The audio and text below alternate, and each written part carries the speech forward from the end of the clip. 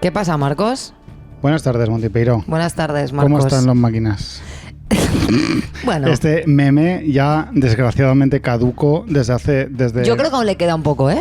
Yo por mí lo podemos estirar un poquito. A mí me sigue dando un poquito de alegría. Es que fue muy bonito lo del meme de David Bisbal. Fue muy chulo porque era como todos los involucrados en ese meme, que era básicamente David Bisbal.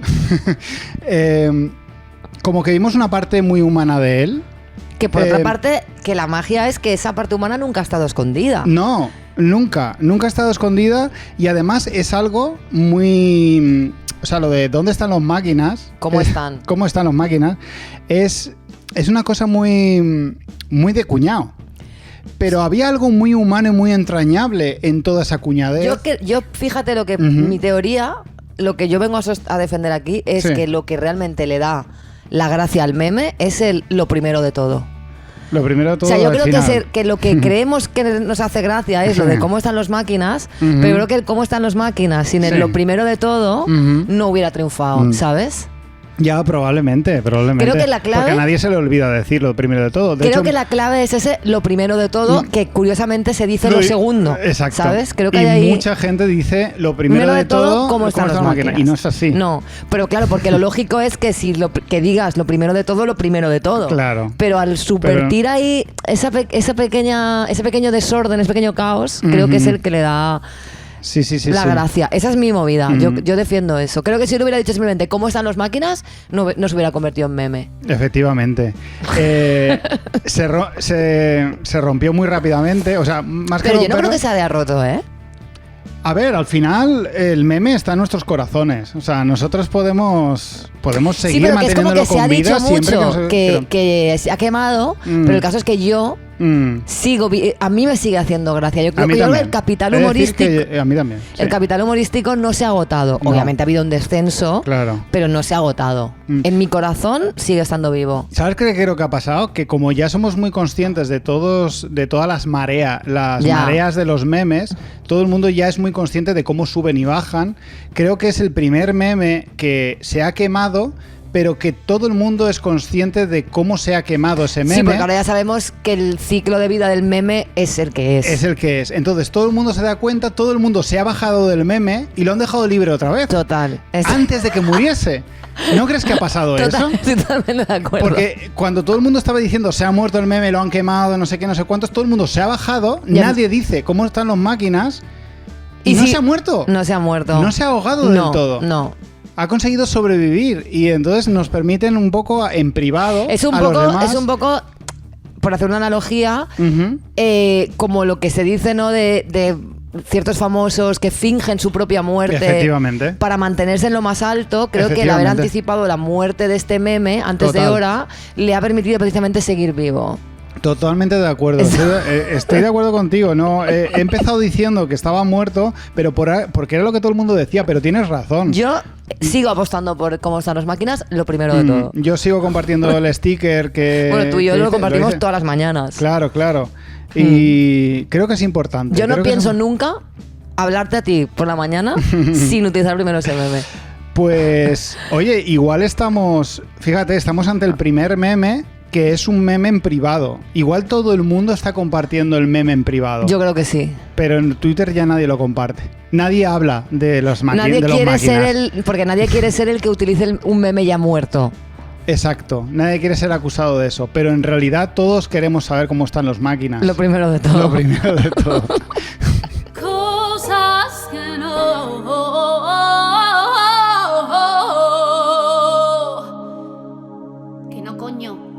Montipeiro, ¿qué pasa? Aún no he entrado en tu Netflix en todo este tiempo, desde que Netflix anunció su movida. Yo ya no sé si puedo entrar o no, porque no quiero comprobarlo. No quiero comprobar que no puedo quieres ver la realidad. No quiero ver. Y llevo como 3 meses sin entrar a Netflix. Que a lo mejor lo puedes usar. Que igual sí que lo puedo usar, no lo sé, porque es muy incierta toda la movida con Netflix. Pero quería comentar algo sobre el tema de estas plataformas de streaming como HBO y Netflix y sobre los padres. Vale. El tema de las cuentas compartidas en Netflix o en HBO, donde tú como propietario de esa cuenta, tú creas tu perfil, para tú ver tus películas y ver tus series y en determinado momento ves que cuando la compartes, la otra persona interfiere en esas visualizaciones, rollo... ¿Por qué me sale como sugerencia? Ya, pero eso pasa por no utilizar cada uno su perfil. Efectivamente. Entonces, cuando te das cuenta de eso, tú creas un perfil nuevo y de mamá, te comparte un perfil nuevo para ti, ¿vale? No sirve para absolutamente nada porque tu madre sigue entrando en el tuyo y sigue inundando tu perfil con sus cosas. Ya. Y estos perfiles compartidos donde la gente no entra al perfil que le corresponde. Yo tengo que decir que yo no he tenido ese problema porque yo he compartido mi Netflix contigo y con Neus y habéis sido muy respetuosos cada uno con vuestro perfil. Claro, porque damos mucha importancia al logaritmo. Claro. El algoritmo es otra El logaritmo es otra movida. El algoritmo es súper importante y ya que nos lo ofrecen, pues vamos a rendirnos ante él. Pues sí. Entonces, tu cosa que no es que la gente no respete los perfiles. Que la gente no respete los perfiles. He de decir ya que eso ya no pasa, pero pasó durante una temporada de insistir a mi madre, por favor, usa el perfil donde sale la cara de tu gato, de tu gata, que es muy identificable y puedes entrar en ella. Claro. Pues yo vengo a quejarme de una cosa que me pasó ayer, que es que se me ha reñido, se me ha increpado por utilizar el móvil. Yo soy bastante adicta al móvil, miro mucho el móvil y eso es así y bueno, pues es lo que hay. Sí. Y entonces yo ayer tenía motivos, ¿vale? Estaba como hipercomunicándome con mi entorno más cercano porque estaba teniendo yo unas movidas mentales. Y entonces estaba pidiendo ayuda a mis amigos y amigas. Sí. Y en ese momento en el que estaba eso sucediendo, llegué a un sitio donde había quedado con personas. Vale. Y entonces yo sentía que tenía que despedirme de todas esas personas que me estaban dando consejos para evitar que yo, pues básicamente me matara. Tenía que decirles, oye, que estoy bien, he llegado aquí, luego hablamos, ¿no? Entonces tenía que mandar unos WhatsApps y se me riñó. Oye, deja el móvil, habla con la gente. Qué poca vergüenza. Y es como, bueno, tú no sabes, porque a mí no se me nota, pero tú no sabes que yo por dentro me estoy muriendo ahora mismo. Y tú no sabes... O sea, deja a la gente que haga lo que quiera. Porque además, si prefiero hablar con el móvil que contigo, ¿cuál es el problema? Que eso supone un problema para ti. Es que a lo mejor te voy a reñir yo a ti por ser imbécil, ¿no? Por no ofrecerme una conversación a lo mejor interesante. Sí, a ver, yo creo que hay ciertas cosas que solo las puede decir gente concreta y muy específica. Hay ciertas últimas barreras. Yo creo que sí que alguien podría decirte, deja el móvil. Hombre, sí, en alguna situación muy concreta que estamos tú y yo solos y te estoy ignorando, pues sí, pero que en una situación social en la que alguien a lo mejor está con el móvil porque está, tú no sabes lo que esa persona está pasando, pues no riñáis a la gente, sobre todo porque tengo 400 años. La gente hipersociable a veces resulta muy molesta. Muy molesta. Muy molesta mucho. Porque no puedes soportar un nivel inferior a esa sociabilidad. No pueden soportarle. Porque, por cierto, hablar por el móvil es socializar también. También. Y hace sentir muy bien a veces. A veces un simple WhatsApp te hace sentir muy bien. Claro. Y eso está claro. Así que cuidado con decirle a la gente lo que tiene que hacer con sus cosas. Exactamente. Y ya está. La turra emocional.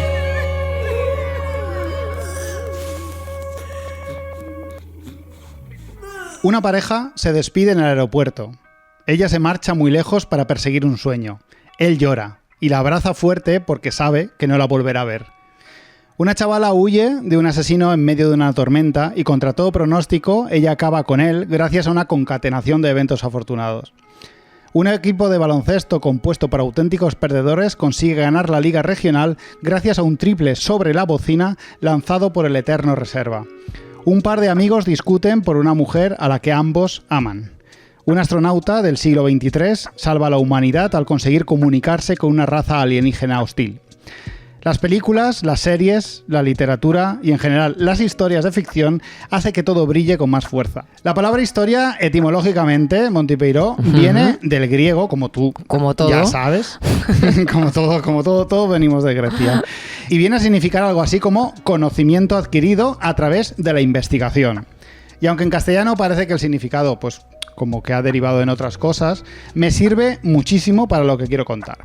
¿Qué quieres contar? ¿Qué quiero contar? Las historias generan conocimiento, independientemente de su utilidad. Nos dan información que no sabíamos y eso nos entretiene al ser algo novedoso. Por eso, cuando nos ofrecen ver una película que ya hemos visto, nos solemos negar a no ser que dicho film nos dé emocionalmente otras motivaciones. Nos encanta que nos cuenten historias, incluso en forma de rajada de WhatsApp. Yo soy experta últimamente, yo genero mucho contenido. Total, eres una creadora de contenido, cosa que tú soy como una mucho plataforma, soy como Netflix, pero... Pues puedes ir pidiendo suscripción, que necesitas pasta. Bueno, es verdad.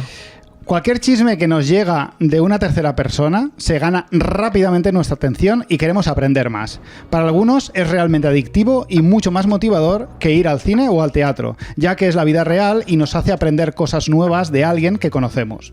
Sin ir más lejos, las historias de Instagram son uno de los inventos más exitosos actualmente en el mundo de las redes sociales. Pequeñas perlas de información que devoramos ininterrumpidamente. Siempre que me preguntan ¿qué aficiones tengo?, digo lo mismo desde hace algunos años. A riesgo de parecer un pedante, respondo que me encanta que me cuenten historias, independientemente del formato. Por eso siempre elijo el cine, las series o el teatro por encima de otras artes o aficiones. Y por eso el vídeo es mi oficio principal. Me encanta vivir de contar historias, aunque a veces mi trabajo también me condene a hacer vídeos sin poder contar ninguna. ¿Y por qué os hablo de esto? Monty Peiró y... Yo tengo mucha expectación. Vamos a ver.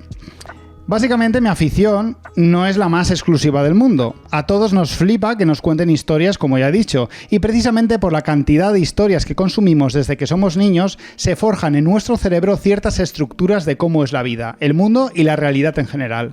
Nos dicen cómo pensar, qué esperar de los demás y nos ayuda a entender nuestra existencia. Pero lo cierto es que nuestra realidad es mucho más compleja y paradójicamente más aburrida que las historias que nos contamos. Las historias son como resúmenes de eventos interesantes. Nos evitan el tiempo tedioso de espera entre hitos a destacar en la vida de una persona o grupo de personas. Pero sobre todo, las historias son segmentos de esas vidas.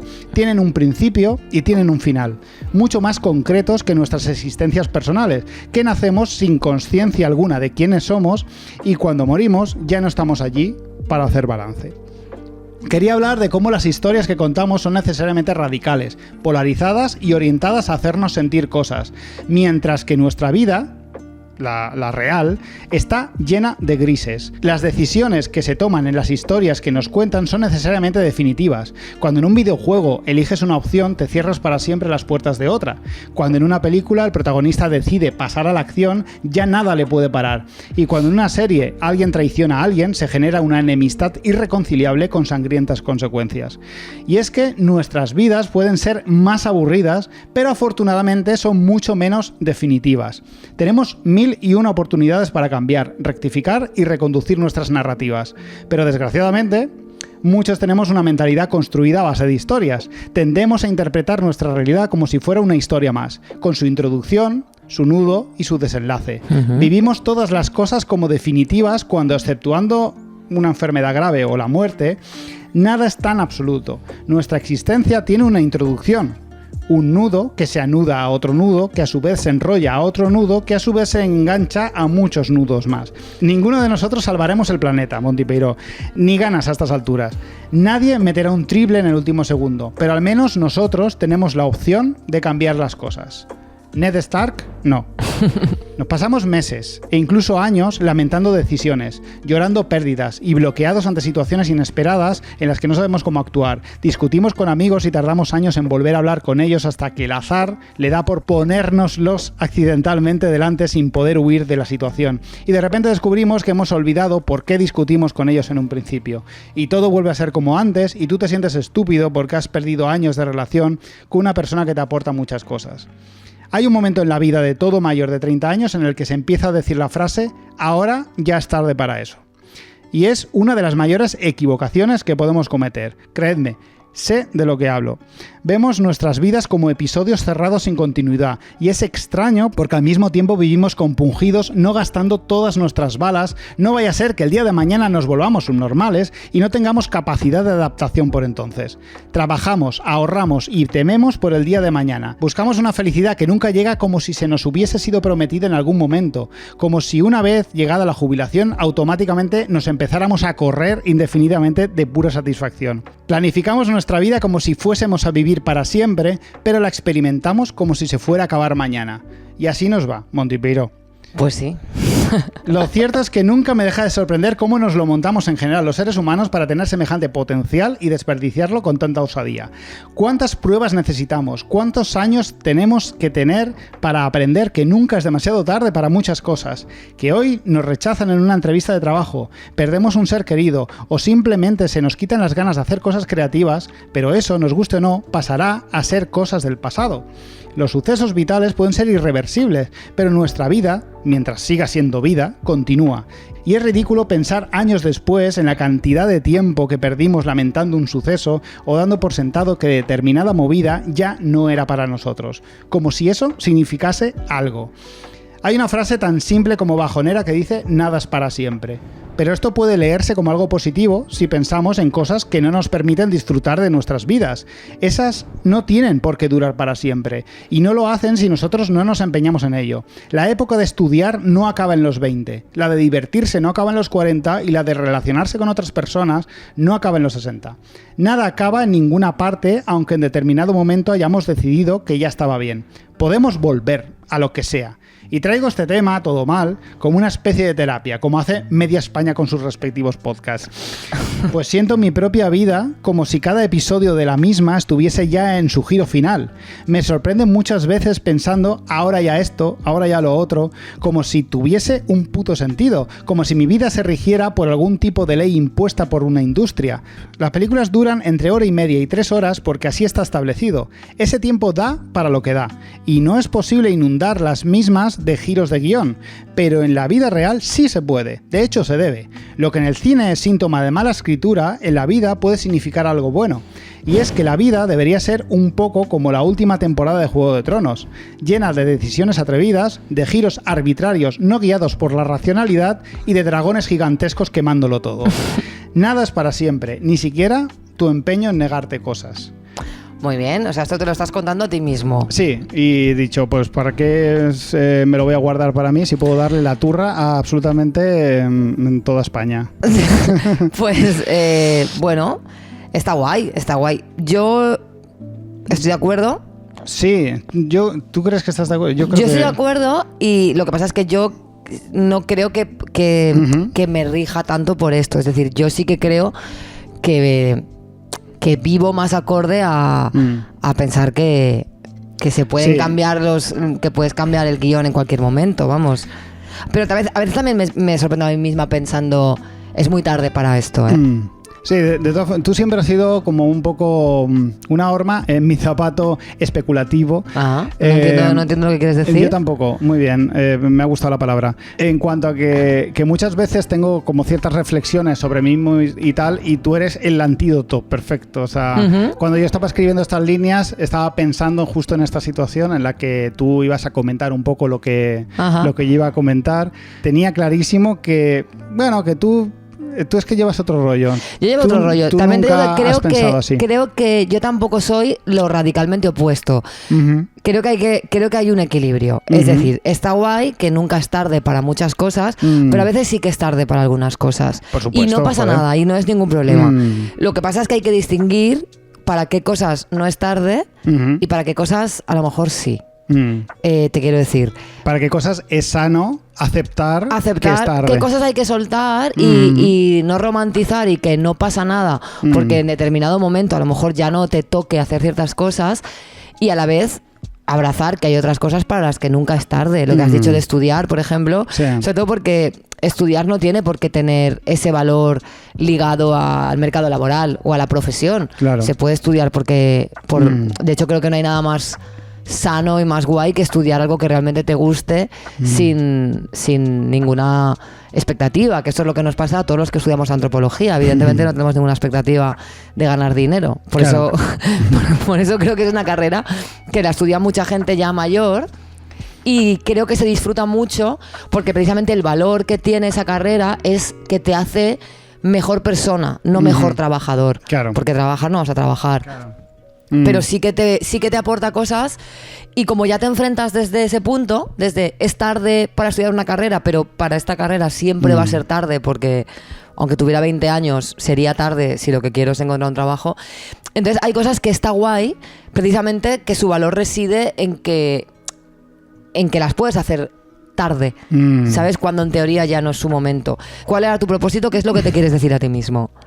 ¿Quieres animarte a hacer cosas? Claro, al final la base de todo es no dar por sentado ya que el resto de tu vida va a ser trabajar y esperar la muerte. Porque tú piensas que sí que te conduces un poco con estas cosas, que te niegas a ti mismo la posibilidad de hacer cosas. Yo llevo diciéndome que es demasiado tarde para algunas cosas desde los 25. ¿Cómo qué cosas? Como estudiar una segunda carrera. O sea, es que me hace gracia porque yo recuerdo tener 27 o 28 años cuando dije voy a estudiar imagen y sonido, porque me gustaría, quién sabe, igual dedicarme, pero es que ahora ya, si ya estudio una carrera, ¿para qué me voy a meter a otra? Y ahora tengo 41 y digo, joder, igual cuando tenía 27 años me hubiese dado por estudiar imagen y sonido y tal, que luego no, que eso es también una lectura utilitarista del estudio, que no tiene por qué haberme ayudado más el haber estudiado imagen y sonido, no tiene nada que ver, pero sí esa mentalidad de ahora ya, cuando tienes una edad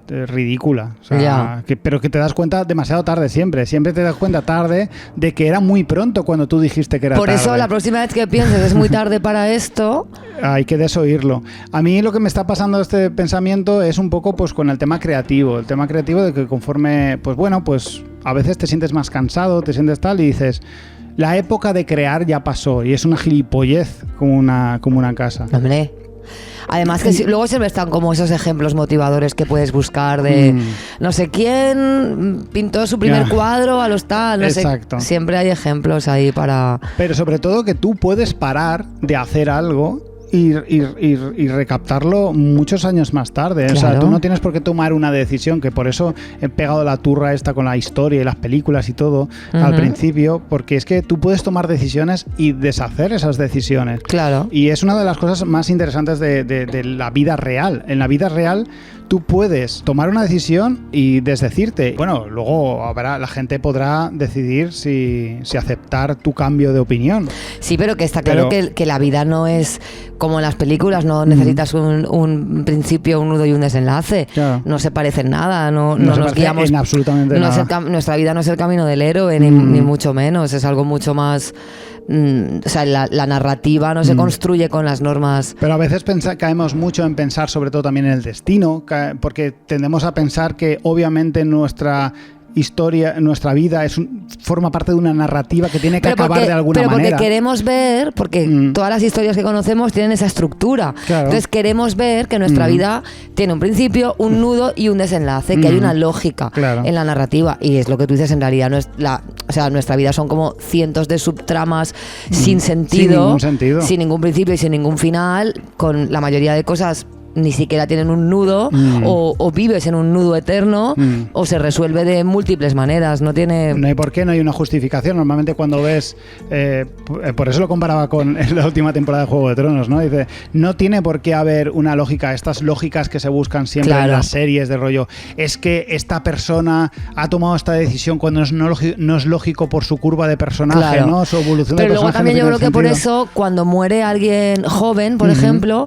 además de la pena por la pérdida, siempre está de fondo como ese sentimiento de que a la persona le han quedado cosas por hacer, como si no soportáramos que se falte a la lógica de la conclusión. O sea, como un final abrupto en la mitad de algo no puede ser. Y sí que puede ser, y de hecho todo el rato es. O sea, la vida no está sometida a esas normas, entonces no es lógico conducirnos por esas mismas narrativas, porque no funciona así. Hay alguna serie, alguna película que trata tangencialmente este tema y es muy interesante. No los voy a decir porque sería spoilear radicalmente tanto la serie como la película en cuestión, pero son muy interesantes, que acaban abruptamente con un fondo negro y se acabó, y es muy interesante y muy... Sí, porque las historias reales muchas veces son así, son como un trozo. O sea, parece que le falte algo, pero claro, la vida real le faltan muchas cosas todo el rato. Le faltan muchas cosas y le sobran muchas también. También, más incluso. Así que nada, esa ha sido mi turra, Montipeiro. Espero que te haya gustado. Pues muchas gracias.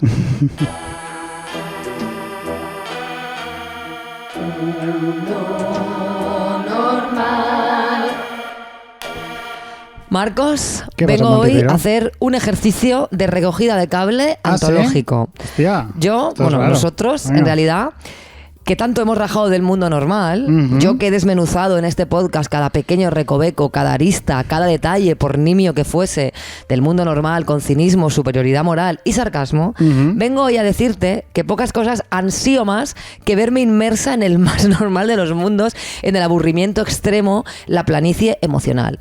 Ahora mismo daría un brazo por tener agendada esta noche una cena en la Tagliatella con un tipo gris que me dijera frases como que él es libre pensador porque todos los políticos son iguales, menos Irene Montero, que es peor. O sea, eso es una exageración, ¿vale? Y es broma. Vale. Pero para que me entiendas. Sí. Hemos demonizado mucho la normalidad, el conducirse según unos preceptos que son iguales para todos y cumpliendo una serie de normas o itinerarios vitales creados para que las personas nos adaptemos a ellos según nuestro género o edad. Pero ahora, que vivo en una montaña rusa, pocas cosas echo más de menos que el aburrimiento, es que te lo prometo. Estoy harta de sentir cosas, porque llevo 9 meses sintiendo a todas horas con total intensidad cosas verdaderamente profundas, sentimientos de los grandes, la soledad, el miedo, el desamor, el desarraigo, la pérdida, la tristeza profunda. En algunos momentos rozo la planicie y estoy simplemente medio triste o medio asustada, y eso es para mí un día bueno, un día que he ganado una pequeña batalla, y desde aquí recuerdo lo maravilloso que era aburrirse, estar tirada en un sofá sin sentir nada, sin que me desbordaran las emociones, estando simple y llanamente en paz.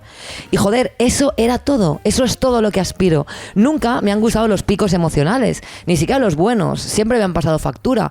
Y por algunas cosas que he hecho puede parecer lo contrario, que yo haya buscado la adrenalina. Y quizás cuando era muy joven sí, ansiaba probar emociones fuertes, pero una vez las probé, vi que no me sentaban especialmente bien, porque tener que bajar después nunca ha sido algo que me haya traído mucha felicidad. Pero ya era demasiado tarde y ya me había vinculado a ciertas cosas, como por ejemplo la música, que me llevarían a ese tipo de sensaciones muchas veces. Quizá por eso siempre intenté que el resto de mi vida fuera estable, tranquila y sin mucho sobresalto. Pero eso sí, buscando siempre no caer demasiado en el mundo normal y sus imposiciones. Y ahora, Dios mío de mi vida, observo a la gente aburrida, anodina, robótica, autómata, repitiendo patrones sociales todo el día, haciendo lo que deben hacer, cómodamente infelices, instalados en esa sutil apatía que te da el no estar disfrutando apenas de casi nada, pero tampoco lo contrario, sintiendo muy poquito, y me muero de envidia, porque esta intensidad que me atraviesa a mí es sencillamente insoportable. Es que no se puede soportar, no puedo, solo quiero volver a aburrirme. ¿Es mucho pedir? ¿Acaso es mucho lo que pido? Parece ser que sí. Miro con envidia a esos matrimonios aburridos, a esas madres superadas por sus hijos que se ponen a llorar en el metro y ellas están ahí, incólumes, porque ya han desarrollado alguna especie de muteo mental para anular la frecuencia de la voz de su hijo, a esas parejas cenando en el Ginos, esos reels de pedidas de mano en París con su posterior viaje de bodas a Punta Cana. Lo envidio, te lo juro, lo envidio todo. Envidio su apabullante normalidad, la seguridad que tienen sobre cómo se va a desarrollar exactamente cada minuto del resto de su vida, la certeza de que desde aquí hasta la tumba todo está previsto. No hay ningún sobresalto, ninguna duda, ningún hueco que rellenar, ninguna sorpresa, ninguna emoción que no esté planificada. Así que hoy vengo a renegar de casi todas las cosas que he dicho. Y bueno, pues te he hecho una listita de cosas, algunas horribles. Algunas son horribles del mundo normal, que en cualquier otro momento te hubiera dicho que las odio.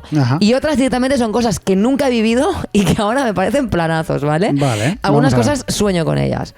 Quiero estar en casa tan aburrida que hasta me planteé ver uno de esos capítulos en bucle que ponen en la tele de La que se avecina. Vale. Empezar un capítulo de La que se avecina y acabar viendo 9 capítulos seguidos hasta que me planteo beberme la botella de lejía porque esta serie me ha quitado las ganas de vivir. Claro, es un compromiso muy grande ver un capítulo de La que se avecina porque son capítulos de 2 horas.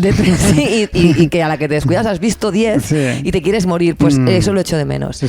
También echo de menos que mis únicos planes fueran dormir siestas y tirarme en el sofá, porque hacerlo no me suponía el riesgo de acabar llorando durante horas. Llegaba el viernes por la tarde y yo era súper feliz porque la ausencia de planes me daba alegría y no ansiedad y miedo al vacío. Planear las vacaciones de agosto sin que me supongan un ataque de pánico, porque no sé a dónde ir, ni con quién, ni siquiera si voy a llegar viva. Y me imagino sola en Valencia con todo el mundo subiendo fotos de sus viajes y yo aquí, sin aire acondicionado, sin dinero, sin viajes, con alergia al sol. O sea, es que el otro día me dijo una compañera, ¿cuándo vas a coger las vacaciones de verano? Y le dije, no lo sé, por favor, no me lo preguntéis más. No me quiero coger vacaciones, quiero trabajar. Yo es lo que haría. No vacaciones puedo. En septiembre, yo siempre No, yo nunca. No quiero tener vacaciones. No puedo enfrentarme. Echo de menos hablar de chorradas absolutamente intrascendentes, como la última gilipollez de las Kardashian o la última imbecilidad que ha dicho en TikTok Marta López Álamo. Basta de conversaciones súper profundas. Por favor, ansío que me interese hablar de cualquier mierda irrelevante. El otro día escuché a 2 compañeras de trabajo hablar de un partido de fútbol de sus hijos de 5 años y me quedé escuchándolas durante 15 minutos porque me produjo un placer y una envidia. O sea, yo las veía hablando de esa gilipollez, completamente metidas en un partido de fútbol de niños de 5 años y solo quería ser una de ellas. Es que te juro, no puedo más. Yo solo hablo ahora de el sentido de la vida, la existencia, el cosmos. No puedo más. Muy equivocados. No puedo más. Echo de menos odiar entrenar, porque últimamente me empieza a venir bien para agotarme y luego dormir mejor y esto me da terror. Antes entrenaba simplemente porque tengo que hacerlo como un compromiso con mi salud, pero yo lo odiaba. Ahora me empieza a gustar y eso me aterra. Nada me da más miedo que convertirme en una de esas personas que dicen que el gym les salvó. Y voy camino, o sea, estoy ahí. Me va a pasar. Vale, esto no lo he hecho nunca, pero me apetece. Quiero ir a una horrorosa cena de clase, de esas de la EGB, y enseñar en el móvil las fotos de mis hijos, que se van a llamar Eric y Alba, y quiero decirles que son muy listos y que se portan súper bien, y que seguramente sean súper dotados. Te juro. Quiero esa mierda, tío. Quiero esa mierda. Lo más probable. Altas capacidades. Sí. Es que mi hija Alba es PAS y mi hijo Eric tiene altas capacidades, ¿sabes? Sí. Esa mierda. Y luego... quiero, esto es muy fuerte, ¿vale? Quiero ir a comidas familiares. Preséntame a tu cuñado el de Vox, a tu prima la pesada que me va a poner la oreja como un secador contándome los progresos de su hijo de 2 años. Que me cuente lo del colegio Montessori al que lo piensa llevar. Lo que cojones sea, quiero esa mierda horrible, tío, quiero eso. Sí. Yo te lo recomiendo. Quiero esa mierda. Estos son cosas que echo de menos o que directamente envidio del mundo normal. Estoy harta de la profundidad, no puedo más. Solo hablo con cuarentones como yo de lo profundamente desesperanzados que estamos, del sentido de la vida, de si alguna vez volveremos a ser felices. Yo no puedo más. O sea, es que quiero hablar de eso, quiero hablar del partido de fútbol de mi hijo Eric, de 5 años, que ha metido 2 goles porque es muy bueno. Es muy posible que sea deportista profesional, mi hijo, Eric. Yo creo que igual podrías apuntarte a cursos de cocina, cosas así. Eso es una... Bueno, me vendría mal, normal, porque últimamente como un estudiante. O sea, yo ahora me alimento de macarrones con tomate. Cursos en general. Cursos de cosas de la vida. ¿Cómo cosas de la vida? Cosas de la vida como cocinar. Cocinar. He visto que hay por aquí, por mi barrio, hacen como una escuela de cerámica. Creo que la cerámica... Cursos que ofrecen los ayuntamientos. Eso, ahí. Los cursos informática. Claro, cosas así. Ahí tienes, tú que eres mundo normal, ahí vas a tener apoalas. No es mala idea, lo voy a pensar. Es posible que lo haga. Yo te entiendo mucho, Montipeiro, porque al final aquí somos todos muy cínicos, pero una tagliatela nos la metemos por el culo todos. Sin pensárnoslo. Aquí nos vamos a ser muy cínicos hasta que de repente nos pega la crisis de los 40 y nos damos cuenta de que de verdad una cenita en la tagliatela, un lambrusquito y tal, tampoco pasaría nada. A mí me está pasando mucho últimamente, me pasa con el trabajo que no quiere decir, obviamente, tú puedes ser del mundo normal de putísima madre y ser autónomo, pero el ser autónomo te da como ciertas irregularidades en tu trabajo que te hacen a veces desear el trabajo más aburrido del mundo, de estar a las 8 clavadas ahí en el trabajo y simplemente por no pensar. Y cuanto menos pienses en el trabajo, mejor. Claro. Cuanto menos tenga que pensar en el trabajo, mejor. Quédate 8 horas de mi vida, me da igual. No, claro, quítamelas. Quítamelas, que me las regalo. me da o sea, igual. no soporto mi vida ahora mismo, entonces cuanto más me la puedas quitar, mejor.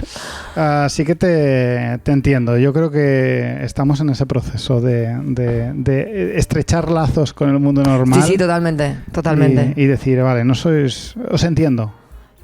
Mundo normal... Os entiendo, no. O sea, es que ahora yo siento... Aceptadnos. Exacto, por favor, dejadme Mundo ser. normal, aceptadnos entre vosotros. Hemos estado muy equivocados todo este tiempo. Sí.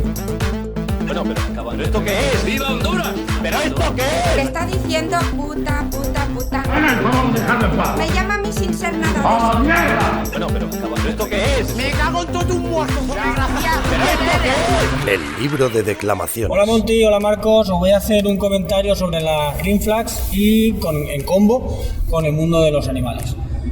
Se puede llegar a pensar que una green flag es cuando tú llevas a una persona que estás conociendo a tu casa y quieres ver cómo trata al animal que tienes en casa, un perro, un gato, lo que tengas. Y dices, bueno, si le trata bien significa que es una buena persona. No, porque eso se puede fingir. Cuidado, una green flag buena es cuando es el animal el que se acerca a esa persona queriendo ser mimada. Si ese perro o esa perra se acerca a esa persona queriendo ser su amigo, significa que eso es una buena persona. Así que apúntalo ahí. Eso es una green flag muy buena. Muchas gracias por todo, que sois una gente maravillosa. Sois más bonitos que un domingo con dinero y os queremos mucho. Venga, un abrazo. Gracias, Pablo, por esta declamación que nos llega desde Austria, siempre muy bien recibidas. Las declamaciones austríacas. Pues toda la razón, poco más hay que añadir. Yo sí que tengo algunas matizaciones. Yo últimamente estoy matizando mucho a... Matiza. A ver, no estoy del todo de acuerdo por dos motivos. Uno de ellos habla de perros y de buenas decisiones que toman los perros, porque los perros saben distinguir a las buenas personas. Recordemos que hay perros policía y perros de caza. Hay muchos perros que aman a sus dueños cazadores.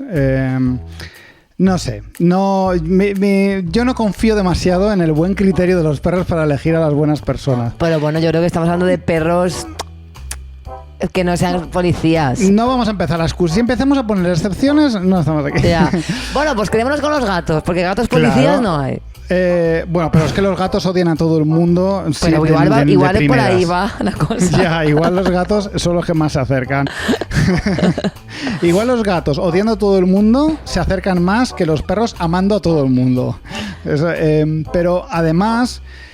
Es que esto choca mucho con una cosa que creo que ya he dicho varias veces, que yo tengo trauma con una chica con la que estaba quedando, que me criticó salir en Tinder con una foto de mi gato. Por el tema de identificar el tratar bien a los animales con estar fingiendo ser buena persona. Eso, es que yo esa lógica, o sea, a mí me parece muy fuerte eso, ¿eh? Y es básicamente lo que ha dicho, o sea, obviamente no lo ha dicho tal cual, esto es así, pero tengo un trauma yo con eso, porque a mí me impactó profundamente. Hombre, es que es bastante fuerte. Y cada vez que subo una foto con Edward pienso en eso. Pienso, habrá gente que piense que estoy fingiendo que quiero a mi gato para fingir que soy buena persona, y me raya muchísimo.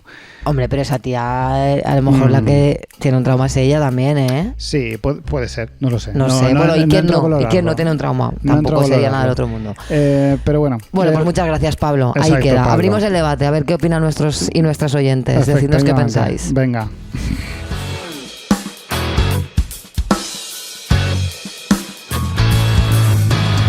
Pues ya estaría. Esta semana no tenemos ningún Patreon nuevo. Desgraciadamente. Una gran decepción. Sí, la pero verdad bueno, es que estoy bastante no perdemos la decepcionado. fe en que os deis de alta en las próximas semanas. Estaréis contentos. Tenéis que entrar en patreon.com/todomal y darnos vuestro dinero.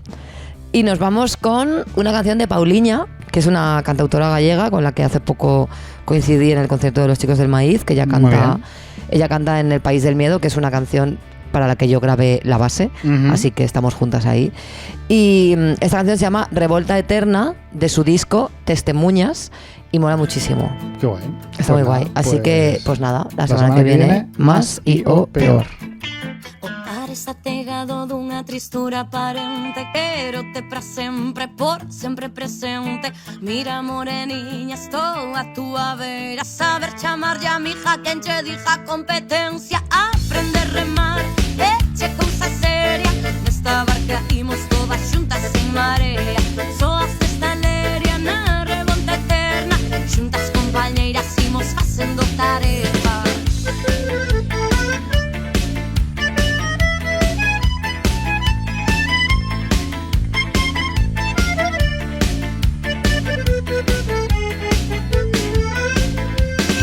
A festa, vamos versa desta, juntos é melhor assim. Libertar o mundo, ir até ao fundo, correndo pelo caminho. Levanta a cabeça, não mires o chão. Olha o horizonte, essa é a solução.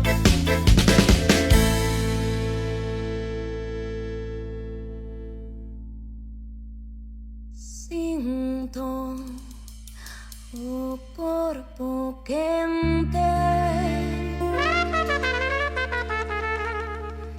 e as minhas mãos,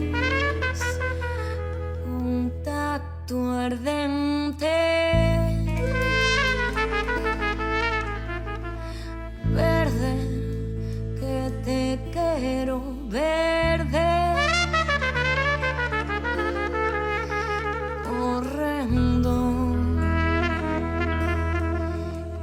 Espida e ceibe. Eu caminho só, eu caminho só, eu caminho só, eu caminho só a ti, caminho só a ti, caminho só a eu, caminho só a eu, caminho só a assombrada parra que fendo a cachola, compartindo viño para sanar nosa memoria. Aquí meu cambado se escribe cabanillas, co vento mareiro guiando un pobo de artistas. Junta-te à festa, vamos versa desta, juntos é melhor assim. Libertar o mundo, ir até ao fundo, correndo pelo caminho. Eu caminho só a eu, caminho só a eu, caminho só a eu, caminho só a eu, caminho só a eu, caminho só a eu, caminho só a nós, vémonos outra eu, caminho só a eu, caminho só a eu, caminho só a eu, caminho só a eu, caminho só a eu, caminho só a eu, caminho só a eu, caminho só a eu, caminho só a eu, caminho só a nós, vémonos doutra nós, vémonos doutra.